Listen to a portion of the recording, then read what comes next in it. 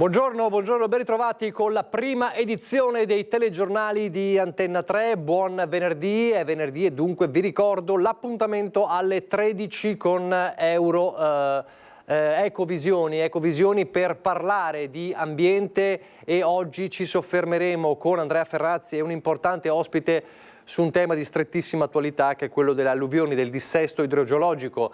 Basti pensare a cosa è successo soltanto qualche giorno fa in Sicilia, ultima regione in ordine di tempo colpita dal maltempo, dopo il Veneto, l'Emilia-Romagna e la Liguria, per non parlare del disastro, della tragedia a Valencia in Spagna. Quindi Ecovisioni a l'una con Andrea Ferrazzi per parlare di dissesto idrogeologico, le cause e poi anche le prospettive.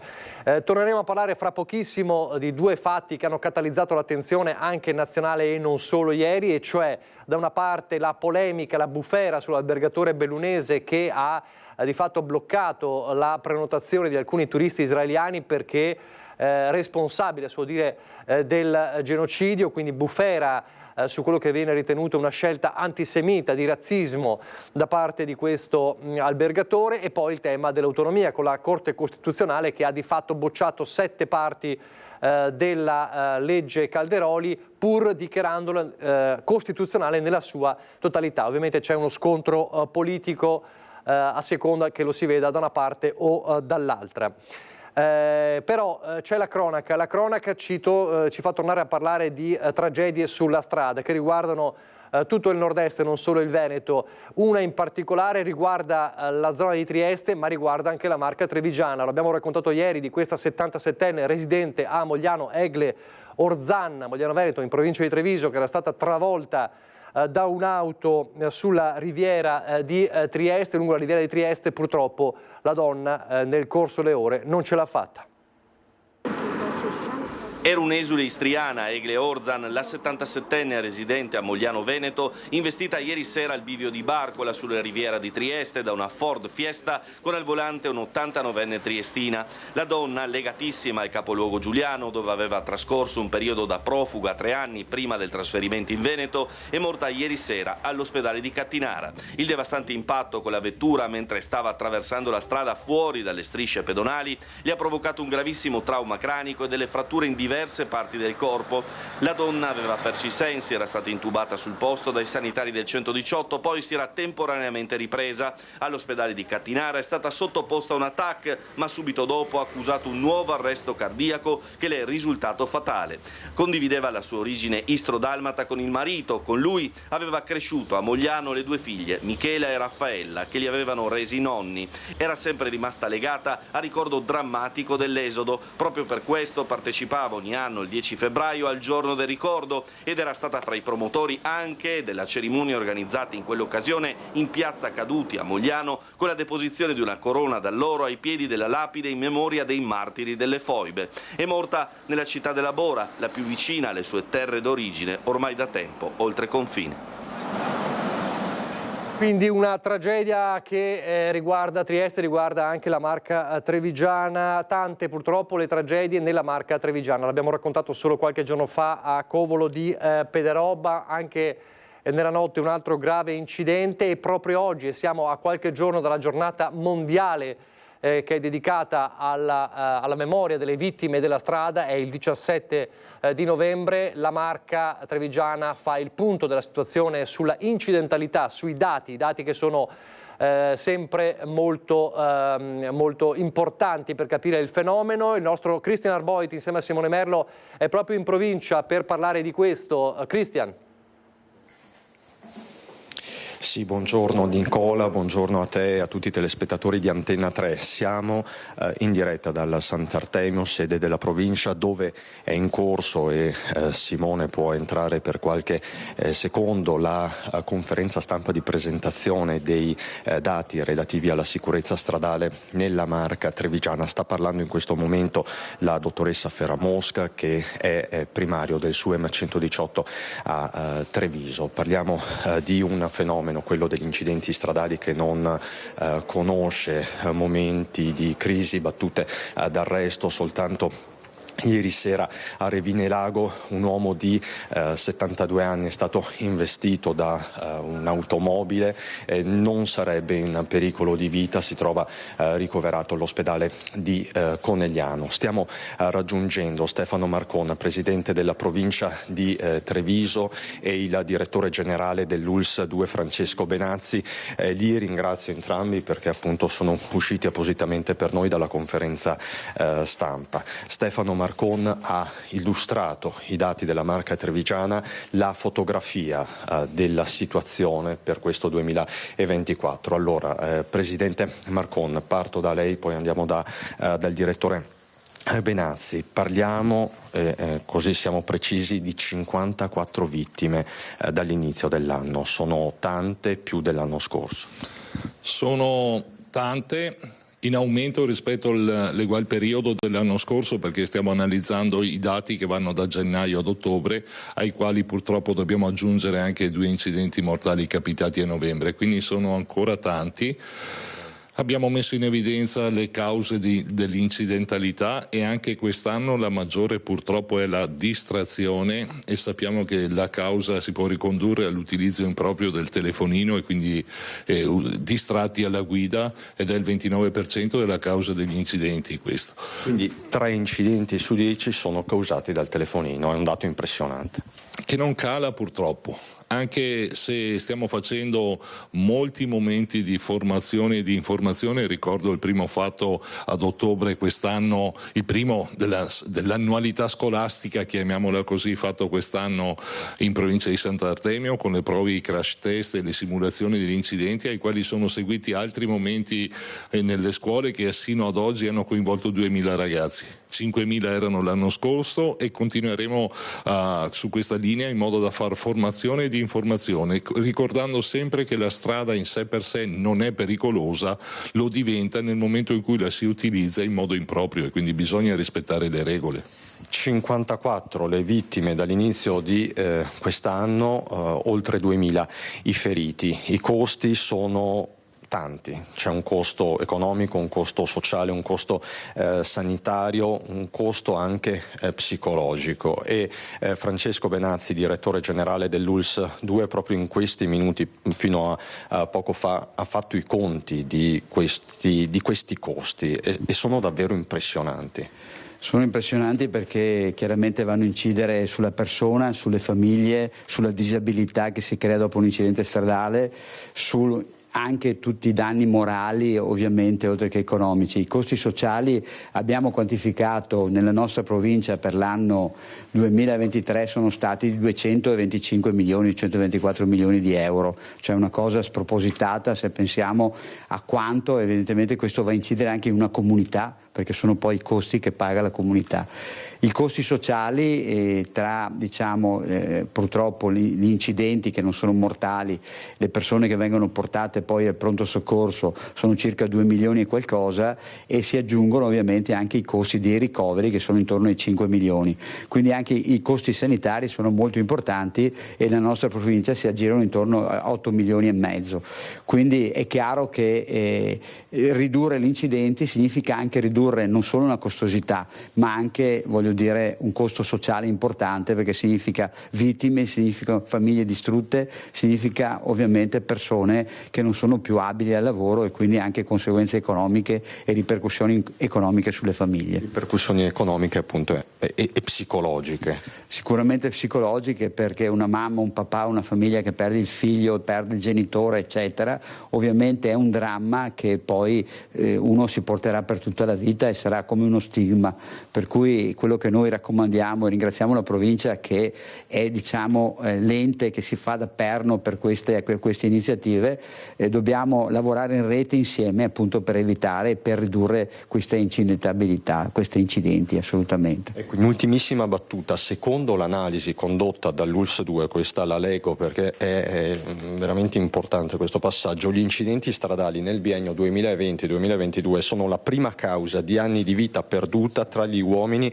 e la 6ª causa tra le donne. Questo è un dato. Assolutamente sì, perché è chiaro che le donne, lo dico sempre, sono più oculate attrezzate, sono più brave e magari guidano meno, guidano più gli uomini, sono trasportate, però è vero, purtroppo la prima causa di morte nella nostra provincia è proprio e soprattutto di anni di vita sono proprio gli incidenti stradali, e quindi questa la potremmo ridurre proprio riducendo gli incidenti stradali. La prima causa di anni di vita perduta, ecco, questo è un aspetto forse inedito, non era mai stato calcolato finora. Non era mai stato calcolato, è un modo di misurare, perché tenendo come riferimento i 75 anni, quindi da quando avviene l'incidente e la persona muore, noi diamo come anni perduti dall'anno della morte fino al 75esimo anno di età. Presidente Marconi, in ultima battuta, la provincia del Sant'Artemio continuerà a mobilitarsi sul fronte della sicurezza stradale? Certo, e lo faremo sempre di più sfruttando la rete.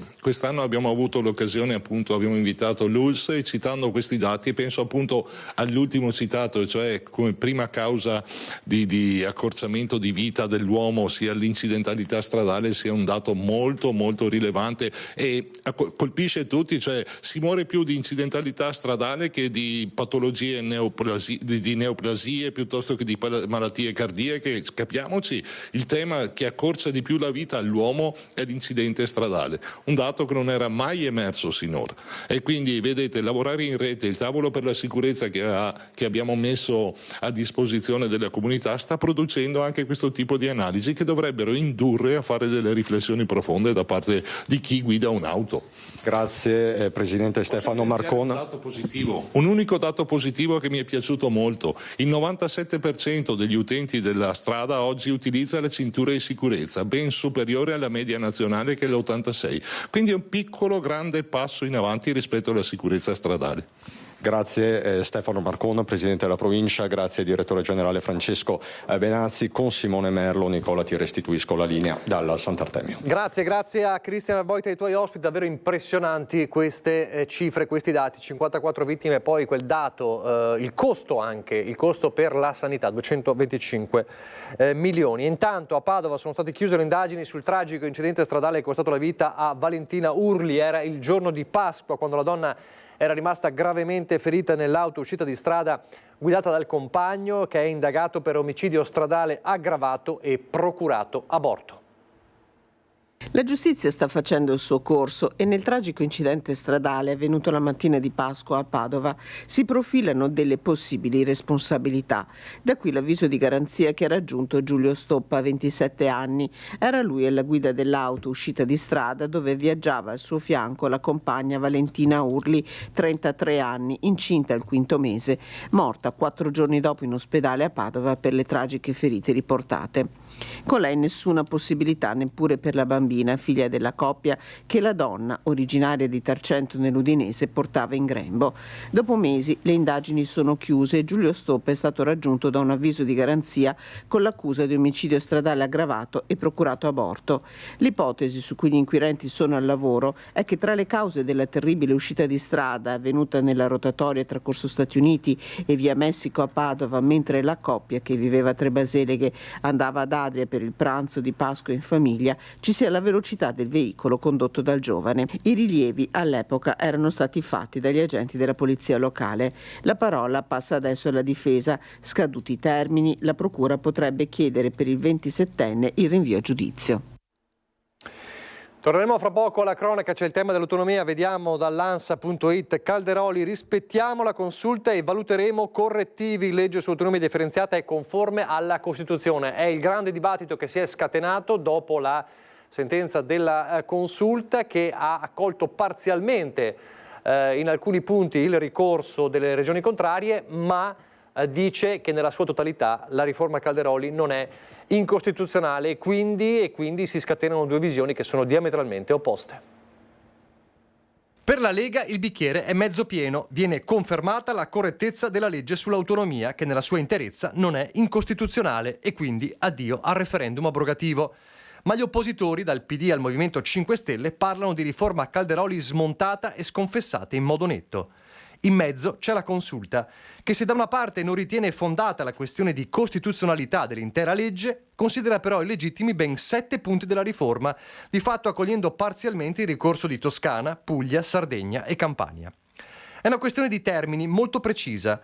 Per la Corte Costituzionale la legge nella sua totalità non viola i principi della Carta fondamentale dello Stato, ma in alcune parti sì. Tanto da notare che spetta al Parlamento colmare questi vuoti. Insomma, sarà il Parlamento a dover sanare i guasti che per la Corte evidentemente ci sono 7. Tra questi, secondo la Consulta, l'aver reso facoltativo piuttosto che doveroso per le regioni destinatarie di autonomia il concorso agli obiettivi di finanza pubblica, con un pericolo di indebolire i vincoli di solidarietà e unità della Repubblica. E ancora, bocciata la previsione che sia un decreto del Presidente del Consiglio dei Ministri a determinare l'aggiornamento dei LEP. Stop anche al conferimento di una delega legislativa per la determinazione dei LEP sui diritti civili e sociali senza idonei criteri direttivi. No anche alla possibilità di modificare con decreto interministeriale le aliquote della compartecipazione al gettito dei tributi erariali. Ma al di là delle bocciature, comunque importanti, la Corte rimette al centro il principio di sussidiarietà. Tuona la capogruppo del PD in Regione, Vanessa Camani. La Consulta ha di fatto smontato l'impianto della legge Calderoli, uno schiaffo per chi ha sempre parlato di svolta epocale. Rincara la dose il segretario veneto dei Dem, Andrea Martella. La Corte sconfessa la retorica delle 23 materie tutte subito, sostenendo che la devoluzione debba riguardare specifiche funzioni legislative e amministrative e debba essere giustificata in relazione alla singola regione. Dal canto suo Zaia sembra non fare una piega. Gli aspetti ritenuti incostituzionali, dice, saranno oggetto di attento monitoraggio da parte degli esperti della Regione, con l'obiettivo di garantire che l'applicazione della legge continui a rispondere alle esigenze dei veneti. Questa sentenza rafforza il nostro impegno. E per il segretario veneto del Carroccio, Alberto Stefani, i nodi sicuramente saranno sciolti, ma di fatto la legge resta in piedi. Gli esponenti dell'opposizione che festeggiano questa sentenza, avverte, non hanno capito che molto probabilmente dovranno dire addio al loro referendum.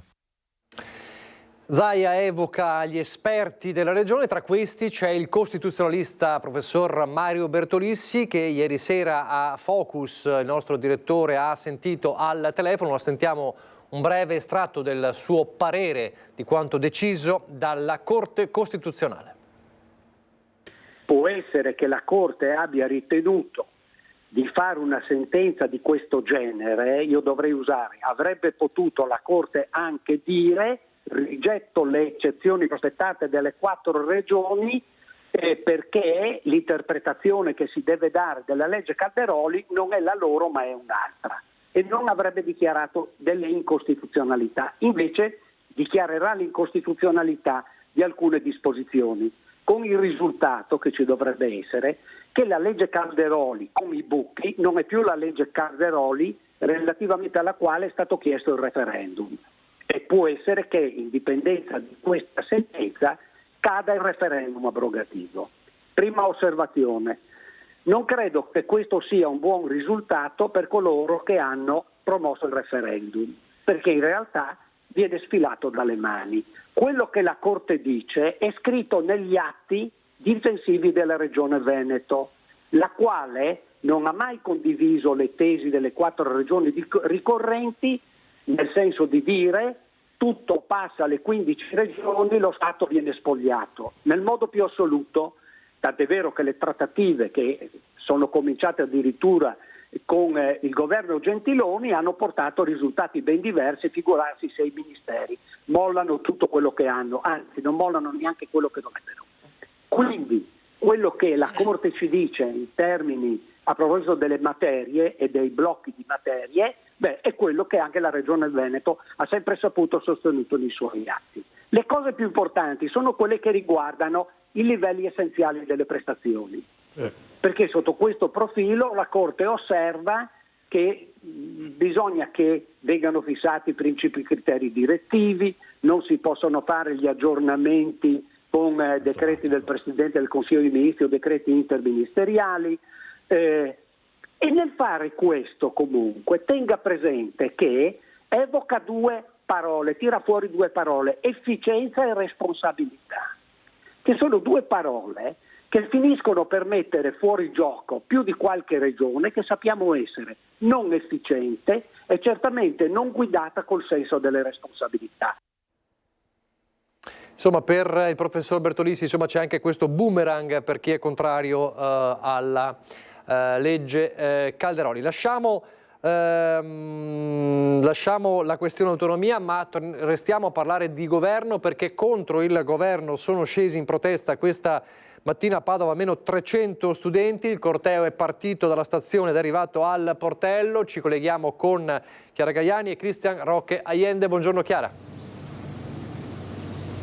Nicola, buongiorno ai telespettatori. Sì, lo dicevi, 300 almeno gli studenti che si sono dati questa mattina appuntamento alle 9 nel piazzale della stazione per poi snodarsi in corteo lungo le strade e le piazze della città e raggiungere il portello. Protesta contro il governo, protesta contro il DDL sicurezza, hanno urlato il loro slogan, paralizzando anche in alcuni tratti la città.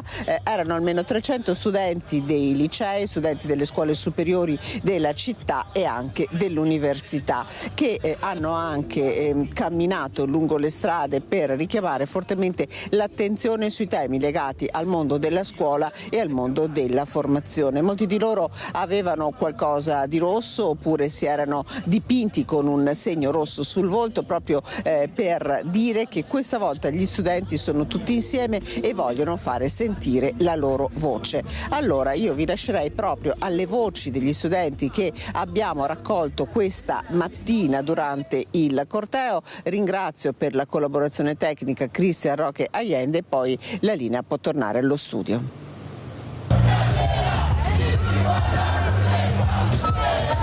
Perché siete qui oggi?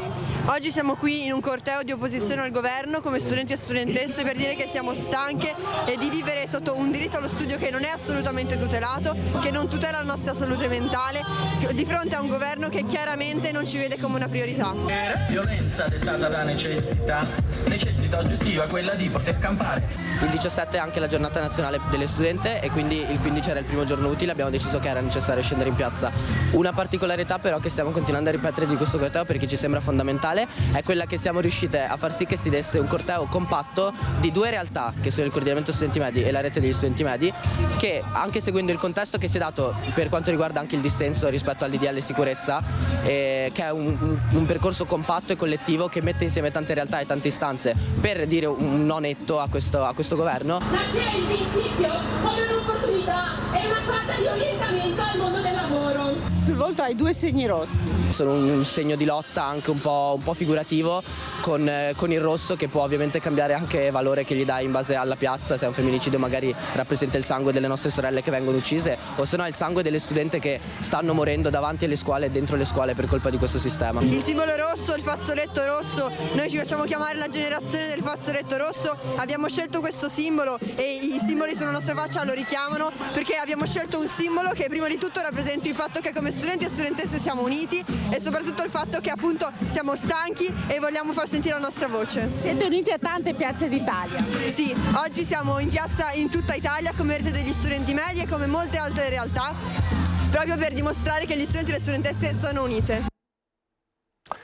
Questi dunque gli studenti a Padova, e poi c'è il tema delle crisi aziendali, per una crisi che sembra risolversi, quella della Berco di Castelfranco, lo vediamo fra poco. C'è lo shock per la lettera di licenziamento a 226 dipendenti che lavorano all'interno del Fondaco dei tedeschi, attività commerciali, la chiusura con l'annuncio arrivato ieri come un fulmine a ciel sereno. Una perdita accumulata nel tempo di 100 milioni di euro. La notizia è piombata pesante come una scura all'improvviso. DFS, colosso del russo con sede principale ad Hong Kong in Cina, che gestisce spazi e attività commerciali anche in Italia e a Venezia, al Fondaco dei tedeschi, nel cuore del centro storico, ha fatto sapere per questi motivi di non essere più intenzionata a rinnovare il contratto di locazione per la gestione di spazi e attività commerciali quando questo scadrà a settembre 2025, perciò tra meno di un anno. Una vera e propria doccia gelata che, se non verrà modificata, mette a rischio il futuro di quasi 230 dipendenti. Siamo molto preoccupati, siamo anche amareggiati per la scelta di DFS e per il modo con cui ce l'hanno comunicata. Il Comune di Venezia ha già convocato le organizzazioni sindacali e condividerà con loro eventuali percorsi, insieme anche alla Regione Veneto, per arrivare a tutelare al massimo i diritti dei lavoratori e evitare che questa soluzione assuma i contorni drastici così annunciati. DFS è stata fondata in Cina nel 1960 e ha spiegato in una nota di essere arrivata a questa decisione dopo un'attenta valutazione. Le procedure di licenziamento collettivo sono partite con una lettera in Regione. Le attività oggi insediate continueranno a lavorare fino al primo semestre del 2025, poi gli ultimi mesi saranno concentrati soprattutto sulle operazioni di disarrestimento. Insomma, una smobilitazione a pieno titolo, se non arriverà una mediazione tra il gruppo, sindacati e enti locali. La parte governativa, il governo farà la propria parte alzando la voce con chi in questo momento si sta comportando in questo modo nei confronti di uno dei simboli della nostra città. DFS ha motivato questa decisione così drastica sostenendo che questo modello produttivo in Europa non funziona come in Oriente e le attività sarebbero in costante perdita. Molto preoccupato anche Nicola Pegoraro della CISL. Noi abbiamo già richiesto urgentemente con Filcams e Wiltux un incontro urgente al Comune di Venezia per far sì di prendere tutte le iniziative necessarie per dare a queste persone che perderanno il lavoro almeno degli ammortizzatori sociali. La Regione ha aperto subito un tavolo di crisi, lo ha fatto sapere proprio ieri l'assessore, il neo-assessore al lavoro della Regione Veneto Valeria Mantovan, quindi si apre un tavolo di crisi urgente per la questione del Fondaco dei tedeschi. Assessore che solo ieri, proprio ieri, aveva invece riportato da Roma una prima vittoria su un altro fronte, quello del Berco di Castelfranco. 2 tavoli di crisi, Veneto e Emilia-Romagna in campo, e un tavolo ministeriale, il secondo, che questa volta ha dato i frutti sperati. Berco ha ritirato i 480 licenziamenti del sito produttivo di Copparo Ferrara dopo aver sospeso i 150 licenziamenti del sito di Castelfranco Veneto. I sindacati da parte loro hanno ritirato il ricorso presentato in sede giudiziaria lo scorso 17 ottobre. È un cappio che si allenta, così ha definito la firma dell'accordo di questa mattina a Roma Stefano Marcon, sindaco di Castelfranco, presente in videocollegamento. Una vittoria dei sindacati per le azioni messe in campo e dei lavoratori che in massa hanno partecipato alla mobilitazione, scrive in una nota la Fiaum CGIL. Per la Regione del Veneto presenti l'assessore al lavoro Valeria Mantovan, i rappresentanti dell'unità di crisi aziendale di Veneto Lavoro e della direzione lavoro regionale. Noi ci auspichiamo che in questo lasso di tempo si possa veramente e concretamente addivenire a un percorso condiviso che permetta all'azienda di superare questo momento di difficoltà e ai lavoratori di avere la certezza di non perdere il posto di lavoro. Da parte nostra la Regione Veneto è assolutamente a disposizione. Si apre così una nuova fase di confronto con l'azienda per individuare soluzioni condivise ed assicurare una prospettiva di lungo periodo che mantenga entrambi i siti produttivi. Il Ministero si è detto pronto a sostenere ogni iniziativa di rilancio industriale dell'azienda.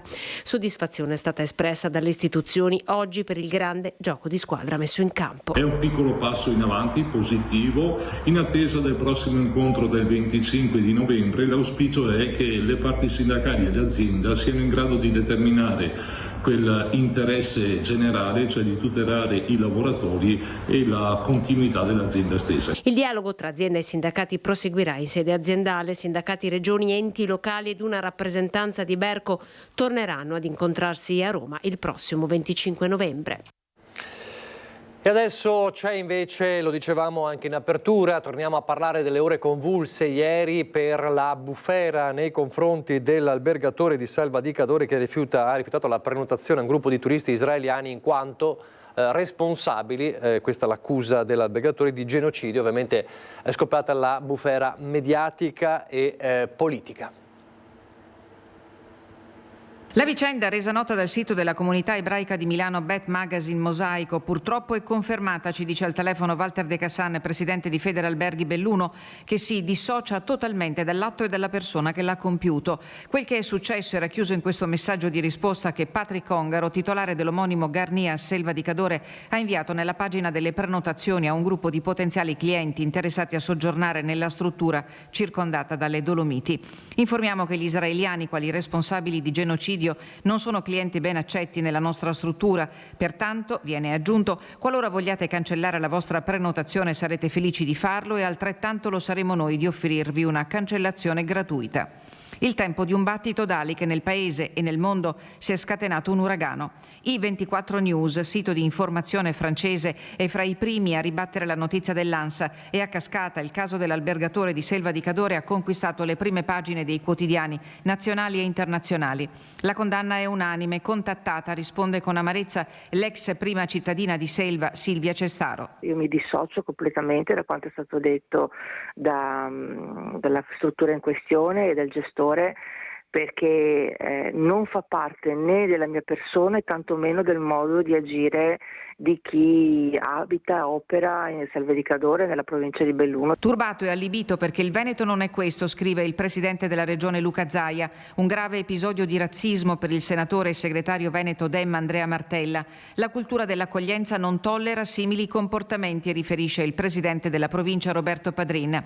Il telefono di Patrick Ongaro risulta irraggiungibile, ma tramite social il titolare del Garni fa sapere di essere stato minacciato da un ente israeliano non ben definito per essersi rifiutato di accogliere turisti israeliani. La cosa non mi spaventa e dimostra che se tutti facciamo qualcosa nel nostro piccolo possiamo fare la differenza, scrive. A fare la differenza saranno a stretto giro le contromisure che domani potrebbero essere assunte da Federalberghi Veneto. Nel nostro marchio, spiega De Cassan, c'è scritto l'ospitalità italiana, sottinteso a chiunque, a prescindere da dove uno venga. Non è quello il modo di accogliere, al di là di quello che è il pensiero personale, c'è anche modo e modo di rispondere e soprattutto un'attenzione comunque alle persone. A Selva di Cadore, poco meno di 500 abitanti, la comunità ebraica è presente e non ci sono mai stati problemi, dice Cestaro. Resta sullo sfondo ma presente e documentato l'orrore per ciò che sta accadendo da oltre un anno in Medio Oriente. Non si deve giudicare una persona solo perché appartiene a un popolo, questo è forse un po' quello che si può dire tirando le somme di tutto quello che è avvenuto.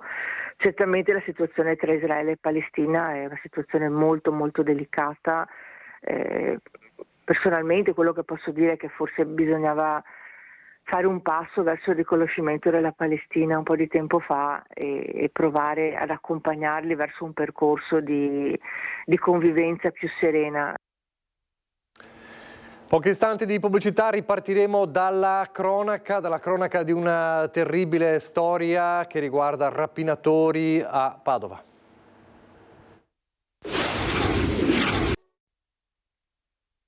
Non vi è proporzione tra la violenza usata e l'efferatezza usata nei confronti di queste persone e il profitto che hanno ottenuto questi criminali, perché parliamo di due giovani che per pochi spiccioli, quindi per qualche oggetto di oro, fede nuziali, entravano con la forza nelle abitazioni, minacciavano queste persone di morte con oggetti appuntiti, con coltelli, usavano violenza anche fisica nei confronti di queste persone e non c'era pietà per nessuno. Agivano con una brutale violenza i due giovani italiani nati in Lombardia ma di fatto senza fissa dimora, arrestati dai carabinieri. Rapina, furto, tentato furto in abitazione sono i capi di imputazione per un 27enne e un 18enne che all'epoca dei fatti non era ancora maggiorenne.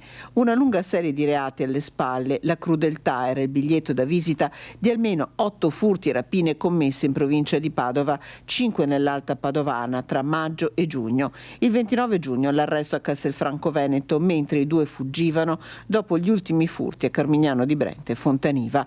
Uno schema operativo consolidato. Abbiamo dimostrato che il loro schema di agire era preordinato, studiato, nulla veniva lasciato al caso. In particolar modo i due soggetti sceglievano obiettivi all'interno di quartieri residenziali, avendo cura sempre di individuare le persone più fragili nei pressi delle abitazioni. E una volta approcciate con una domanda assolutamente pretestuosa, cercavano di capire se la persona fosse effettivamente isolata, quindi senza nessun parente nei pressi o nelle vicinanze dell'abitazione. Facevano rientrare in casa la vittima, poi l'escalation di violenza. Sfondando le finestre o le porte si lanciavano addosso a queste vittime inermi, persone assolutamente fragili, senza avere cura assolutamente della loro condizione, cercando di portare via tutto ciò che riuscivano a trovare. Vittime che venivano poi bloccate anche in modo assolutamente efferato, persone disabili o con gravi difficoltà cognitive dovute anche all'età, che venivano afferrate per il collo o per le braccia e strattonate per tutto il tempo. Quindi naturalmente con dei danni e anche con delle ferite a livello psicologico che perdurano nel tempo. Un'indagine difficile quella condotta dai carabinieri della compagnia di Cittadella. I due usavano infatti auto intestate a prestanome ed erano molto mobili in tutto il nord Italia. Difficile anche l'ascolto delle vittime, che spesso non erano riuscite neppure a chiedere aiuto e venivano trovate molte ore dopo sotto shock dai figli. Dai carabinieri ancora un appello. Fare attenzione a chi si ha davanti, cercare sempre di riconoscerlo, non fidarsi mai delle apparenze, accertarsi bene della persona, deve essere una persona che si è già vista, una persona conosciuta. Se si hanno dei dubbi, chiamare sempre il 112. E poi nel Trevigiano ieri un folle inseguimento, un inseguimento da film con addirittura un colpo di pistola per la cattura di un ladro d'auto. San Polo di Piave, i carabinieri intercettano una Hyundai blu risultata rubata la sera prima a San Biagio di Callalta. Fermano il mezzo imponendogli l'alt, ma l'uomo alla guida, un 52enne pregiudicato, non si ferma, rischiando di investire uno dei due militari in strada. Questi spara ad una delle gomme riuscendo a centrare l'obiettivo. Parte l'inseguimento da San Polo fino a Mareno, lungo via distrettuale, ed è qui che il mezzo viene fermato mentre cerca di fare inversione di marcia per scappare. Si trova di fronte la seconda gazzella dei carabinieri. Scene da film, in destra Piave, siamo a bocca di strada. Dopo l'inseguimento l'uomo è tratto in arresto. Il bilancio è di 4 militari lievemente feriti. Sul posto, oltre ai militari della compagnia di Conegliano, anche il comandante del nucleo operativo di Treviso, il tenente colonnello Stefano Mazzanti, e il nucleo di polizia scientifica che ha svolto i rilievi. Il mezzo è stato posto sotto sequestro. Il quartiere del Piave bersagliato dai ladri, siamo sempre nel Trevigiano. A Falzè i malviventi sono entrati nella canonica del paese, dove vivono 4 inquilini, tra cui un giudice di pace e 2 guardie giurate. Una di loro ha quasi incrociato i malviventi. Io ringrazio Dio che sono arrivato a casa e non me li sono trovati davanti, ero in divisa, non so la reazione mia in quel momento, ringrazio Dio che è andata così, basta. Altrimenti? Altrimenti non lo so. Guardia giurata di professione, il rientro a casa ancora in divisa, il potersi trovare faccia a faccia con i ladri fa scattare il pensiero a come avrebbe potuto reagire, il timore di aver potuto nella rabbia e nella paura imbracciare l'arma d'ordinanza.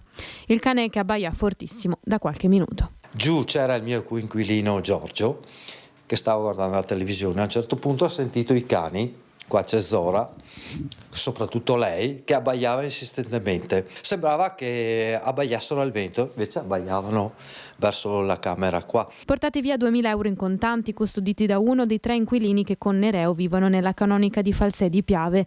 Erano da poco passate le 20:30. Quando sono arrivato mi sono spogliato della veste e della divisa, ho aperto la porta e Zora insisteva in questa zona ad abbaiare. Io ho detto va bene, i ragazzi sanno che sono arrivato, non corre che devi abbaiare.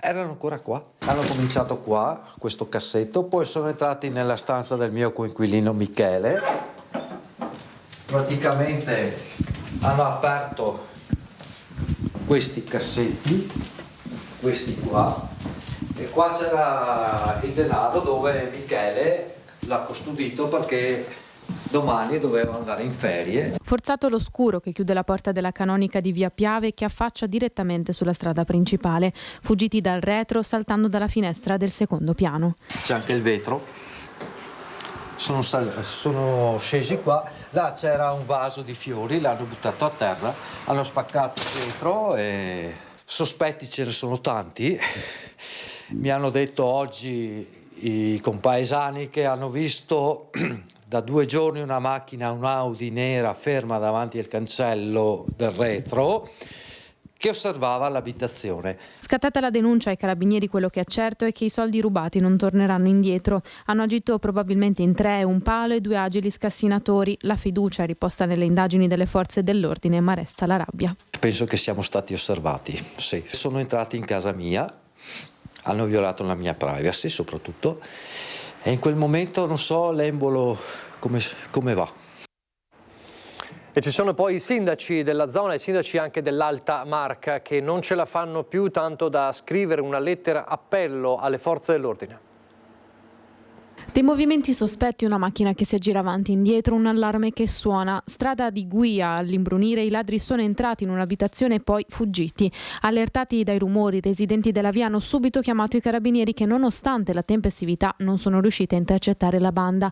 È la cronaca dell'ennesimo furto nel quartiere del Piave. Si alza la voce dei sindaci esasperati che non sanno come contrastare un fenomeno ormai dilagante. Ci troviamo in difficoltà e anche inermi. Il sindaco si è già mosso sollecitando la prefettura. Nei prossimi giorni lo farà in maniera formale per chiedere una maggiore presenza all'interno di tutta la pedemontana, non solo Valdobbiadene, ma tutti i comuni da Segusino fino a Vittorio Veneto si trovano in questa situazione. Solo di qualche giorno fa le immagini delle telecamere di videosorveglianza immortalavano i ladri che entravano e uscivano indisturbati dalle case. Dalle amministrazioni dei comuni dell'Alta Marca si alza un grido d'aiuto a governo e prefettura. La sola polizia locale e le forze messe in campo non sono ad ora sufficienti. Chiediamo l'intervento dei carabinieri che sono già presenti e stanno monitorando il territorio. Purtroppo la sola stazione di Valdobbiadene, Col San Martino, Cison e Vittorio col personale attuale non è sufficiente. Il comune di Valdobbiadene ha installato un portale di lettura targa a tutti gli accessi del paese, di modo che qualsiasi veicolo che entri con targhe sospette, segnalate rubate o d'altro, allerta automaticamente gli uffici competenti, di modo che si possa cercare di avvisare in caso entrino veicoli sospetti. Più controlli e maggior certezza della pena è quello che chiede con un comunicato ufficiale una lettera di appello che somiglia più a uno sfogo, quello del sindaco di Farra di Soligo, Mattia Perencin. Questa ormai è un'emergenza. Qui siamo in mezzo a dei banditi ormai anche senza scrupoli, nel senso che si fanno anche vedere dalle telecamere nonostante siano comunque bardati con cappellini e maschere, quindi non hanno proprio neanche più nessuna remissione. Il mio vuole essere un appello affinché ci sia una maggior certezza della pena. Non è possibile che queste persone rimangano impunite perennemente. Quindi questa gente, se viene beccata in flagranza di reato, deve condannare e scontare la pena. C'è un aggiornamento sulla vicenda di cui abbiamo parlato e continueremo a parlare poi questa sera nei nostri telegiornali dell'albergatore di Selva di Cadore che ha rifiutato la prenotazione dei turisti israeliani. Viene dal G7 del turismo a Firenze a parlare proprio il ministro del turismo Daniela Santanchè. Dice: dispiace che possano fare questa affermazione, non fa bene a nessuno, all'albergatore, al comparto, all'Italia. Abbiamo parlato del turismo come strumento di pace, di conoscenze e convivialità, non possiamo attuare una qualche misura, ma possiamo solo dire che è un grande errore. Queste le parole della ministra del turismo Daniela Santanchè al G7 del turismo. Restiamo in tema invece di sicurezza. Abbiamo visto il tema, la piaga dei ladri in casa, ma poi ci sono anche i ladri nei convogli ferroviari e non solo, la violenza nei convogli ferroviari nel trasporto, tanti casi purtroppo che abbiamo raccontato di aggressioni e non solo. Allora c'è un accordo presentato ieri in Regione tra Ministero della Difesa, Regione e Trenitalia per garantire una deterrenza proprio nei convogli. Esercito, Marina e Aeronautica Militare. Dal 1° dicembre i militari in servizio in Veneto potranno partire da casa in divisa e recarsi sul luogo di lavoro senza pagare il biglietto del treno. La loro presenza a bordo in divisa dovrebbe da un lato rafforzare la sicurezza percepita dai passeggeri, dall'altro e soprattutto scoraggiare comportamenti scorretti o violenti. Si tratta di personale che sta raggiungendo la sede di servizio e ritorna alla sede di residenza o di domicilio, in quanto tale è praticamente un cittadino in divisa, ma in quel caso cittadino. Quindi le possibilità di intervento ovviamente sono quelle previste nell'ambito di quelle che possono essere attività di una legittima difesa e di concorrere, di supportare un'attività ma come libero cittadino. L'accordo tra Ministero della Difesa, Comando Forze Operative Nord, Regione Veneto, Regionale Veneto di Trenitalia e Infrastrutture Venete vivrà un primo primo periodo di sperimentazione dal 1 dicembre 2024 al 31 dicembre 2025. Ogni 3 mesi verrà attivato un monitoraggio della situazione. I nostri capitreno sono sottoposti ad una formazione estremamente tecnica e anche trasversale per la capacità di saper individuare situazioni critiche. I nostri capitreno, consapevoli del contesto in cui si muovono, sanno che dal 1 dicembre potranno contare anche sull'ausilio e sul supporto delle forze armate. L'adesione dei militari all'iniziativa è facoltativa. Il militare, per poter godere di questo beneficio, deve avere questo modulo da compilare e da fornire al capotreno, quindi prima di salire sul treno. In un secondo momento, come per le forze dell'ordine, avrà utilizzato questa app proprio per facilitare il capotreno a non andarlo a cercare, ma a poterlo chiamare immediatamente e a poter fornire supporto. Ancora la cronaca, nuovi rilievi al night club di Pieve di Sacco, dove a fine ottobre, lo ricorderete, è stata ritrovata morta una neonata. Il giudice e i carabinieri hanno setacciato il locale per ore. Nuovo sopralluogo al Serale Club di Pieve di Sacco, dove la notte tra il 28 e il 29 ottobre la ballerina italo-brasiliana Melissa Russo Machado ha partorito una bimba, poi trovata morta nel water dell'abitazione in cui la 29enne risiedeva. L'accusa è di infanticidio per la donna, attualmente agli arresti domiciliari a casa dei genitori in Puglia, a Cassano delle Murge, in provincia di Bari. 6 ore di ispezione da parte dei carabinieri e del pubblico ministero Sergio Dini, che coordina l'inchiesta per dare concretezza alle prove raccolte sull'infanticidio e capire se il locale notturno fosse un nightclub o esercitasse anche prostituzione. Quella drammatica notte il corpicino della bimba fu recuperato dai soccorritori del SUEM, annegato nel bagno dell'appartamento al primo piano, usato come alloggio dalla 29enne. Gli inquirenti hanno cercato di ricostruire la dinamica della vicenda. La donna avrebbe partorito sul water lasciando cadere la neonata nella tazza per poi tirare più volte lo sciacquone. Tuttavia, il GIP Domenica Gambardella sarebbe convinta di un'altra ricostruzione. Melissa avrebbe partorito nel letto, gettando la neonata in un secondo momento nel water. Dai rilievi però emergerebbe che sul letto non ci siano abbondanti tracce di sangue compatibili con il parto. Per l'indagine che riguarda la prostituzione, gli inquirenti hanno trovato preservativi che farebbero ipotizzare incontri a pagamento. La Procura di Vicenza invece indaga sulla morte di un'anziana di 88 anni di Montecchio Maggiore. I familiari chiedono chiarezza sulle cause del decesso. Cade in casa e le diagnosticano la frattura di un braccio, ma nonostante i dolori e i ripetuti accessi al pronto soccorso dell'ospedale di Arzignano, una donna di 88 anni di Montecchio Maggiore, Caterina Marisotto, è morta l'8 novembre in scorso in ospedale a Vicenza. E così la Procura Berica, dopo la denuncia dei familiari della vittima che si sono affidati allo studio 3A, ha aperto un fascicolo per l'ipotesi di reato di omicidio colposo in ambito sanitario e ha disposto l'autopsia sul corpo della vittima, spirata dopo 8 giorni di sofferenze. L'anziana, hanno riferito i parenti, a dispetto dei suoi anni e di qualche patologia inevitabile legata all'età, godeva ancora di buona salute ed era del tutto autosufficiente. La situazione però era precipitata e un intervento chirurgico effettuato a Vicenza non è bastato. Sentivo che qualcosa non andava nella mia pancia, ha continuato a ripetere la nonna durante il ricovero a Vicenza nei pochi momenti di lucidità. Ma i 3 accessi al pronto soccorso di Arzignano e il ricovero a Vicenza, con un intervento chirurgico, non sono bastati a salvare Caterina. I familiari, che raccontano di aver chiesto ai medici esami più approfonditi, sospettando un'emorragia, hanno così presentato una denuncia ai carabinieri e la procura ha ora disposto accertamenti per chiarire con precisione le cause del decesso e acquisito le cartelle cliniche dell'anziana. Il tema dell'emergenza casa, aiutatemi a trovare una casa, l'appello della signora Andreina, siamo a Mestre, avevamo parlato di lei la scorsa settimana e ieri ha dovuto lasciare la sua abitazione, non riesce a trovare nessuno che le affitti proprio una casa. Penso a mio figlio e penso ai momenti belli vissuti in questa casa con lui, che sono stati i momenti più belli, quelli con mio figlio. Nonostante gli appelli e le richieste di aiuto per salvare la casa della signora Andreina Mezzacapo, 68enne residente fino ad oggi in via Fappanni a Mestre, oggi ha dovuto lasciare definitivamente l'abitazione di sua proprietà, persa in seguito a questioni familiari e legali e già venduta all'asta a sua insaputa. L'aveva acquistata nel 2012, fino a poco tempo fa ci abitava con il figlio disabile che ora risiede in un istituto del Padovano per alcuni giorni alla settimana, poi torna a casa. Ora però il tribunale l'ha costretta a lasciarla.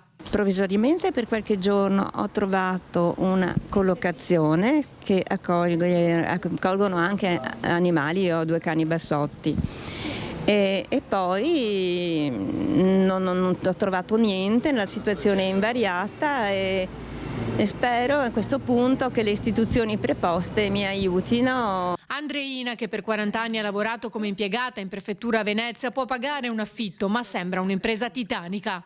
Sono disposta a pagarmi un affitto, questo sì. Bisogno di avere una casa. Tra l'altro io ho un figlio disabile grave, non autosufficiente, che periodicamente veniva a casa con me e di conseguenza ho bisogno di avere un domicilio che non abbia barriere architettoniche, che abbia l'ascensore o che sia il pian terreno. Purtroppo il problema, oggi come oggi, è quello di non riuscire a trovare una casa o per motivi di turismo breve o per motivi di studenti o anche lavoratori, sempre per periodi brevi, e quindi trovare contratti di affitto per periodi lunghi e vuoti dove puoi portare i tuoi mobili oltretutto è difficilissimo. E tra l'altro devi dimostrare di avere un reddito molto alto. Già quando sentono parlare di una persona in pensione va a capire te quale meccanismo si mette in moto, che c'è subito una forma di diffidenza, no? Se poi vedono una donna sola non ne parliamo proprio. Nel pomeriggio la donna doveva essere ricevuta dagli assistenti sociali per parlare della sua situazione, ma poco prima dell'appuntamento è stato disdetto con la motivazione che non potevano esserle d'aiuto. Visto che hanno tutti questi social housing, anche in deroga possono dare un appartamento alla signora che sia adibito per il figlio anche. Adesso noi andiamo in pubblicità e poi sarà il momento di Ecovisioni, parleremo di dissesto idrogeologico, quindi restate con noi, fra pochissimo.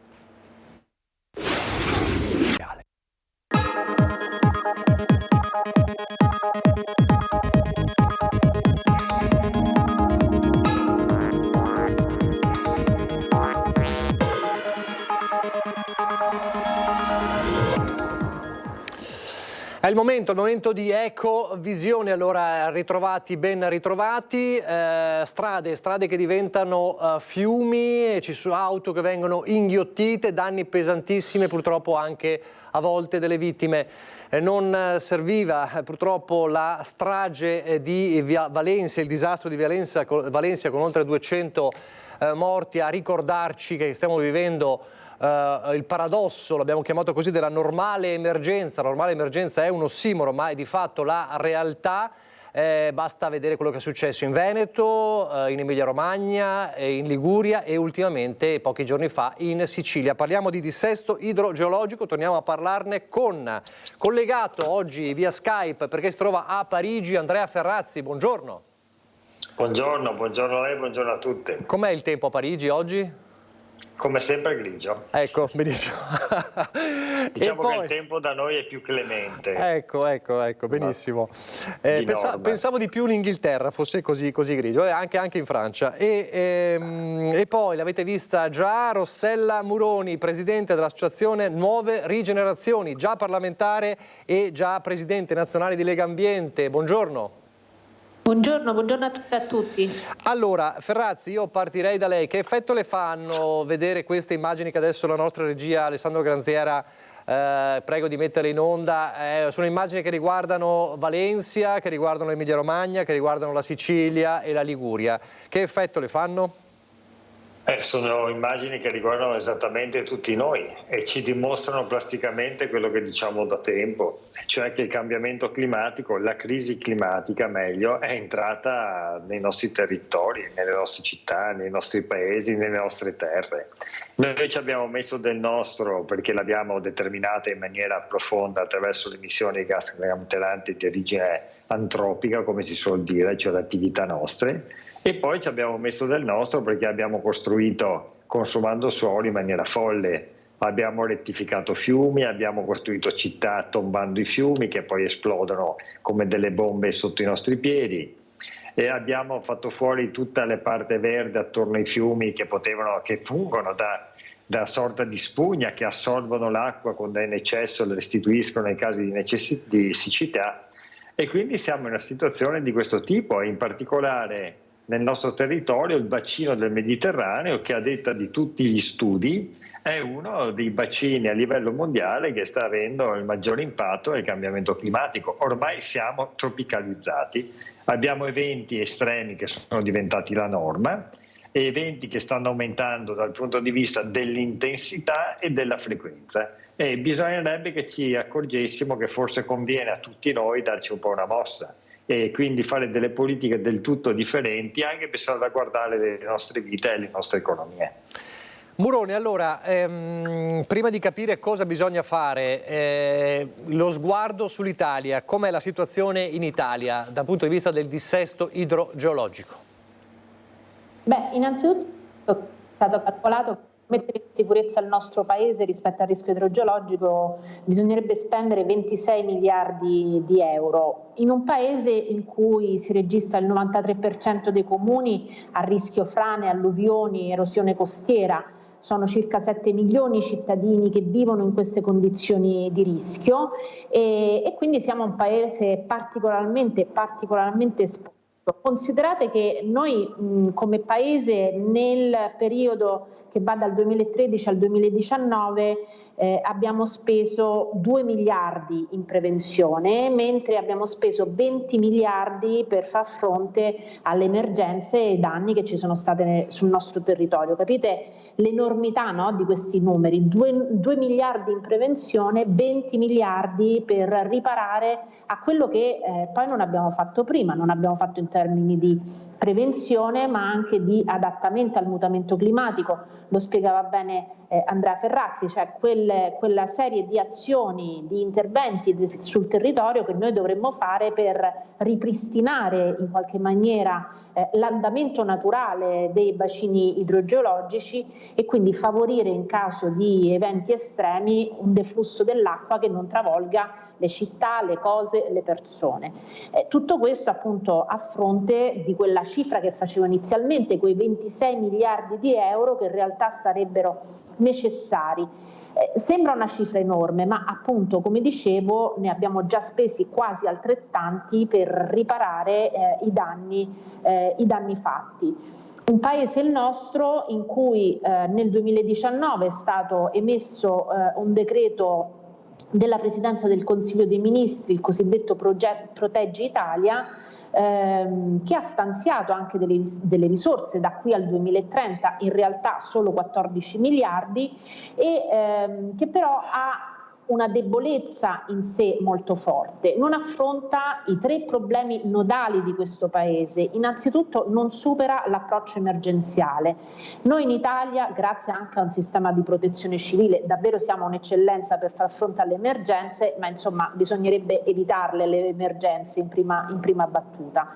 Non abbiamo unificato le procedure di spesa, cioè noi abbiamo 1000 rivoli che investono sul dissesto idrogeologico senza un reale coordinamento tra questi misure, e di nuovo anche con il Piano Nazionale di Ripresa e Resilienza è mancato questo coordinamento delle risorse messe a disposizione. E poi c'è un tema proprio organizzativo di ambito, le cosiddette autorità di bacino distrettuali che gestiscono la nostra rete idrografica, sono tradizionalmente costituite, sono 7 in Italia e non c'è stata una riforma attenta proprio a questa sinergia necessaria tra gli strumenti, gli investimenti e una contiguità territoriale che, guardate, va a prescindere dai nostri confini e dalla nostra organizzazione amministrativa. La natura ha questo di bello e tremendo, non tiene conto delle istituzioni umane e purtroppo questo diventa poi per noi una debolezza, perché ci troviamo ad affrontare l'emergenza comunque, anche quando mettiamo soldi, con delle armi spuntate. Quindi c'è bisogno di maggiore sinergia tra le parti, dice Muroni, in un paese che è il paese dei 1000 commissari straordinari. E poi c'è il tema del il combinato disposto tra un clima, parlava del Mediterraneo, sempre più caldo, e il fatto che qui, anche in Veneto e soprattutto in Veneto, ci siamo accorti che si è costruito troppo. Assolutamente. No, era per Ferrazzi, adesso torno da lei. Scusate. Ma il Veneto è la seconda regione d'Italia per consumo del suolo dopo la Lombardia, questi sono dati ISPRA, ed è un primato negativo e tra l'altro siamo secondi sia nello storico sia, e a volte addirittura primi invece nell'incremento annuale. E viviamo una situazione paradossale con una pianificazione urbanistica che è ancora quella vecchia degli anni, con delle leggi urbanistiche che sono vecchie di 80 anni fa. Pensi che la legge urbanistica nazionale, quella di riferimento, è del 1942 e il decreto interministeriale, quello che regola tutte le iniziative degli assessori dei comuni, delle pianificazioni territoriali, dei lavori pubblici, del patrimonio, eccetera, eccetera, dell'urbanistica appunto e anche dell'edilizia, è del 1968, cioè ere geologiche fa, in cui in Italia c'era un aumento negli anni 60 del PIL dal 6 all'8%, c'era il boom demografico, c'era bisogno di ricostruire dopo la seconda guerra mondiale e quindi un'urbanistica che era un'urbanistica, come si dice, espansiva, che consumava territorio. Ora il tema è del tutto diverso, ora non siamo più nelle condizioni di cui ho appena detto, siamo nelle condizioni opposte, quindi bisogna recuperare una condizione precedente. E noi abbiamo consumato il territorio in maniera indiscriminata, le nostre città ormai non hanno più confini, c'è un continuo costruito, gli anglosassoni parlano di sprawl urbano, cioè città che si sono distese, spaparanzate in tutto il territorio, in tutta le nostre colline e le nostre pianure. Tra l'altro cagionando di problemi enormi dal punto di vista ambientale, come stiamo vivendo drammaticamente in questi mesi e in questi giorni, ma anche dal punto di vista sociale, perché le città, i luoghi che hanno perso i luoghi, come dire, i posti in cui le comunità si possono riconoscere, sono comunità che diventano spaesate, che si impoveriscono culturalmente, che non hanno luoghi di ritrovo, cioè a città deliranti che hanno perso letteralmente proprio il confine dal punto di vista proprio urbanistico, corrispondono delle comunità spaesate, come si dice in sociologia, e quindi c'è un impoverimento totale non solamente della biodiversità degli ecosistemi, ma anche proprio a livello culturale di qualità della vita. Bisogna assolutamente tornare indietro, guardando avanti paradossalmente, cioè bisogna far sì che una gestione del territorio più sensata sia una gestione capace di farci vivere bene e in sicurezza dei nostri territori. E questo è un punto, come dire, ineludibile che dobbiamo affrontare per il nostro bene, per la nostra sopravvivenza e per la qualità della nostra vita. Muroni. Sicuramente c'è questo costruito, conta anche la disattenzione con cui si guarda il territorio. Da una parte un abbandono soprattutto delle questo crea anche un sud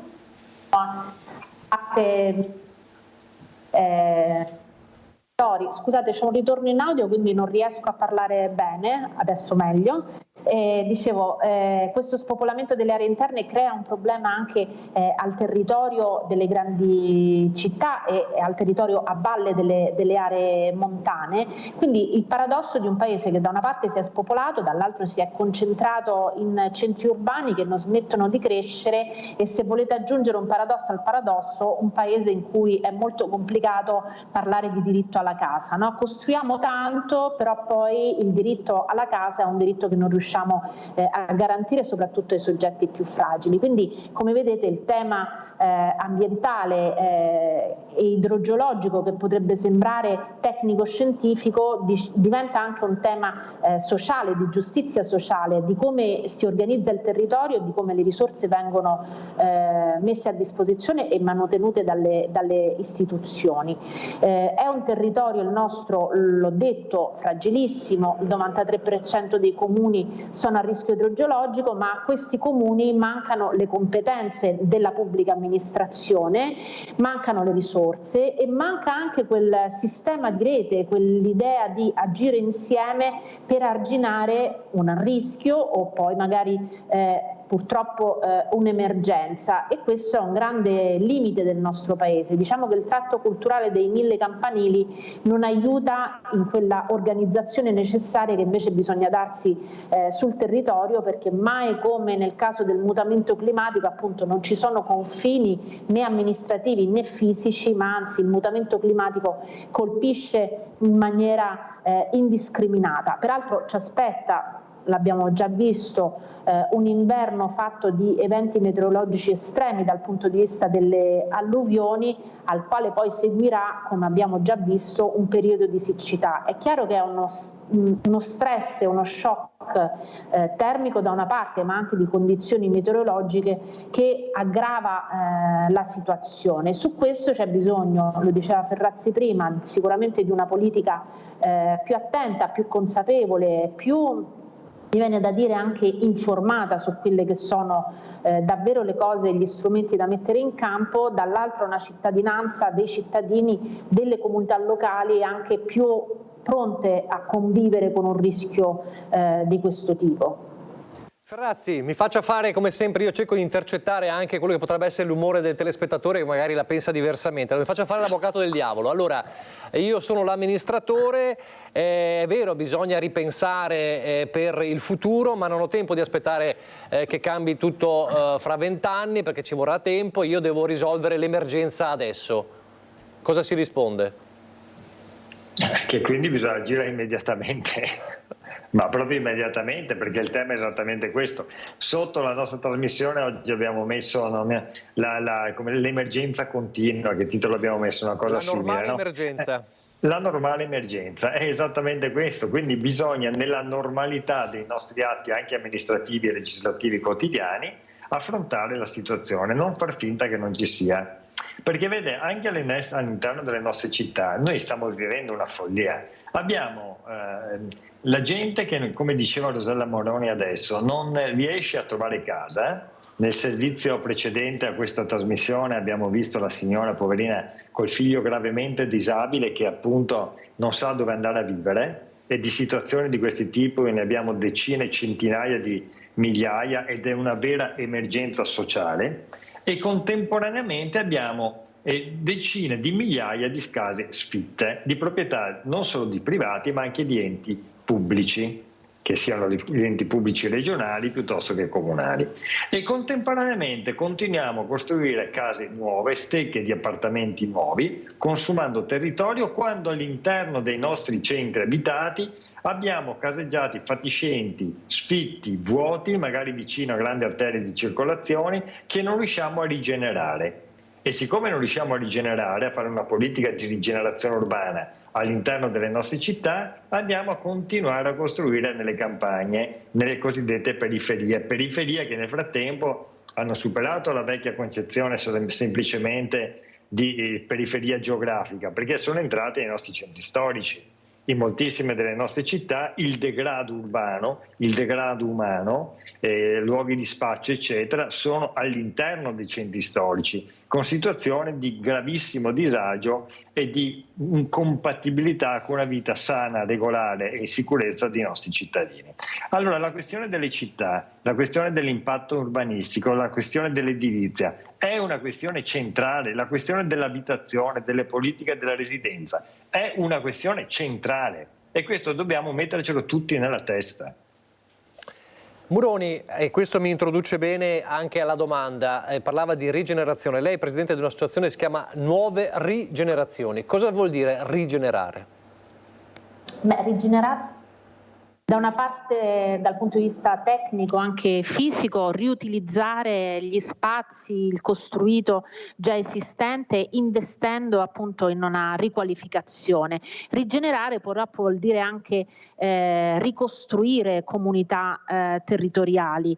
Lo dico perché insomma non basta mettere in efficienza le abitazioni o i luoghi, bisogna anche ricostruire intorno e all'interno di questi luoghi delle comunità che li vivano da una parte, ma anche che li riconoscano come un valore aggiunto e nelle città gli interventi di adattamento al mutamento climatico in particolare, quindi di rigenerazione in senso appunto resiliente, no? Di messa in sicurezza delle abitazioni e delle persone, sono interventi ancora troppo rari. I fondi del Piano Nazionale di Ripresa e Resilienza non sono andati lì certamente, mentre invece bisognerebbe pensare a città anche più pronte ad affrontare questo tipo di emergenze. Per fare questo ci sono dei progetti molto concreti. Adesso in Europa si è da poco approvata una legge fondamentale che è la legge per il restauro della natura. Che vuol dire? Vuol dire una rinaturalizzazione degli ambienti degradati naturali, ma non solo, vuol dire parlare di forestazione urbana. Anche questa è rigenerazione, non si parla solo appunto di rimettere in efficienza o di riqualificare le abitazioni esistenti, ma proprio di rigenerare i territori urbani, unendo da una parte la possibilità, la necessità appunto di ripristinare la natura e dall'altra rendendo quei luoghi più sicuri, perché poi l'abbiamo visto anche a Bologna ultimamente. Il tema è non solo la grande quantità d'acqua che cade e quindi appunto un evento meteorologico estremo, ma come quest'acqua arriva al suolo e come il suolo non è pronto ad assorbirla. Questo fenomeno di impermeabilizzazione del suolo che abbiamo, come dire, largamente favorito nelle nostre città crea anche un effetto sempre più devastante, no? Moltiplicante di questa forza naturale che si scatena sui nostri territori. Bisogna fare delle scelte, mi rendo conto, anche scomode, ma come si diceva assolutamente urgenti. Bisogna si dice depavimentare, no? Togliere il cemento, liberare il suolo dal cemento, piantare alberi. Questo non è, come dire, come spesso è stato detto nei confronti di noi ambientalisti, no? Un'idea romantica della realtà. Questa diventa una risposta concreta alla messa in sicurezza del territorio, oltre che diciamo anche un modo per comunque garantire il lavoro, perché si tratta comunque di aprire cantieri. Non saranno cantieri in cui si costruisce in verticale, saranno cantieri in cui si decostruisce in orizzontale, facendo azioni di rigenerazione urbana che comportano anche appunto il ripristino della natura e il ripensare l'utilizzo e la socialità nei luoghi. Grazie, questo è il concetto della resilienza trasformativa? Beh sì, questo è un concetto fondamentale, cioè quando c'è un evento diciamo grave dal punto di vista, sento anche un ritorno, non so se è possibile eliminarlo. Dicevo, quando c'è un evento meteorologico grave, estremo, che ormai stanno diventando pure un normale anche nei nostri territori, quello che si cerca di fare è di tamponare la situazione. Quello che dice la normativa europea è che invece tu non devi solo tamponare la situazione, cosa che naturalmente devi fare, ma devi anche far sì che quella cosa non accada più, con politiche certo di mitigazione, cioè di eliminazione delle emissioni, ma di queste stiamo parlando nel medio e lungo periodo, ma di adattamento delle città, dei territori, perché ormai il cambiamento climatico è un evento, come si dice, strutturale, un elemento strutturale, cioè ce lo siamo creati e ce lo terremo per un bel po' di anni, per un bel po' di decenni, e se non invertiamo rotta per un bel po' di secoli. Allora bisogna adattare le nostre città. Adattarle vuol dire totalmente ripensarle, un po' alla volta, decostruirle e ricostruirle, nel concetto di bello, della qualità della vita. Io da senatore sono stato prima firmatario di un disegno di legge sulla rigenerazione urbana, e lì ho usato proprio esplicitamente e volutamente il termine rottamazione edilizia.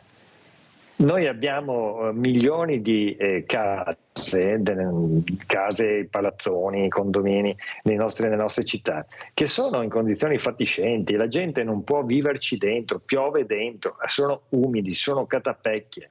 Fai molto prima, anche dal punto di vista economico, ad abbatterle e ricostruirle e mettere le persone nella condizione di poter vivere bene. Questi non sono sogni, queste cose si possono fare. Decine di città anche in Europa le stanno facendo. La rigenerazione urbana è una leva di crescita economica incredibile se riusciamo a farla, ma noi siamo in una situazione paradossale in cui nel nostro paese non riusciamo né ad avere una legge che modifica la legge urbanistica di riferimento, che come dicevo prima del 42, né avere una legge per la rigenerazione urbana a livello nazionale, e nemmeno avere una legge contro il consumo del suolo a livello nazionale, perché ognuno si fa i fatti propri, perché ognuno pensa di guadagnare nel breve periodo, non capendo che il grande paradosso è che anche economicamente chi pensa di fare i propri fatti nel breve periodo, facendo finta di non vedere le catastrofi che stanno avvenendo, dopodiché ne avrà un collasso economico domani, perché questo purtroppo